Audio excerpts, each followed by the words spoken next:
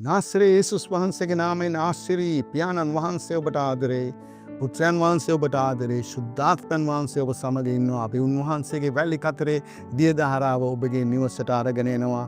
පැමිණෙන්නේ මේ මිනිස්යාගේ වචන නෙමෙයි ජීවමාන දෙවියන් වහන්සේගේ වචනයයි. අපි නැවතත් අපි සිතන ආකාරය වෙනස් කරගමු අද දවසේදී. නැවතත් උන්වහන්සේ රෝම 12 දෙවනි පරිච්ඡේ දෙවනි වගන්තිය කියනවා ඔබ සැම මේ ලෝකයේ ආකාරයට සමාන නොවී දෙවියන් වහන්සේගේ කැමැත්ත එනම් යහපත් වූ පිළිගත වූ සම්පූර්ණ දේ කුමක්ද කියා දැනගන්නා පිණිස සිත් අලුත් කර ගැනීමෙන් අන්‍යාකාරයත්වෝ වෙන්න කියලා. යේසුස් ක්‍රිස්තුස් වහන්සේ තුලට ආවම උන්වහන්සේ අපිට කතා කරලා කියනවා දෙවියන් වහන්සේගේ කැමැත්ත ඔබගේ මගේ ජීවිතේ අපි ලස්සන ආශිර්වාදලත් ජීවිතයක් ගත කරනවා. ඒ නිසා කවදාකවත් පරාජිත සිතුවිලි තියාගන්න එපා කියලා කියනවා.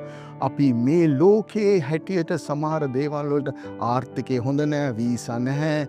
මේ ලෝකයේ ආකාරයට හිතලා අපි ඉපදුණු පැත්ත, එහෙම නැත්නම් අපේ හදාන, එහෙම නැත්නම් අපේ වේලාවල් හොඳ නැහැ. එහෙම හිතන්න එපා කියලා දෙවියන් වහන්සේගේ වචනේ කියනවා. දෙවියන් වහන්සේගේ කැමැත්ත උන්වහන්සේ පිලිප්පි පොතේ කියනවා නුඹලා තුල යහපත් දෙයක් පටන් ගත්ත දෙවියන් වහන්සේ ඒ අවසාන වෙනතුරු විශ්වාසවන්තව සිටින. ඒ නිසා අපේ දෙවියන් වහන්සේ ඔබගේ මගේ ජීවිතේ යහපත් දේ කරන බව හැම වෙලේම සිතලා සිත අලුත් කරගන්න. හැම වෙලේම අලුතෙන් හිතන්න.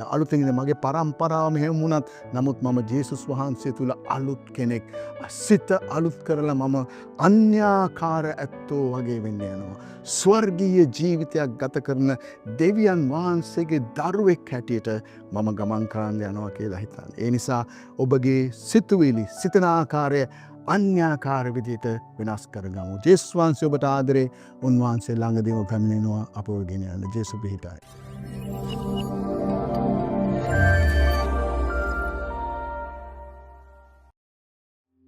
ඔබත් එක්සත් එමීර් රාජ්‍ය තුල වෙසෙන ශ්‍රී ලාංකිකයෙක් නම් පහත දැක්වෙන අංකයට ඇමතීමෙන් ඔබට අප හා සම්බන්ධ විය හැකියි.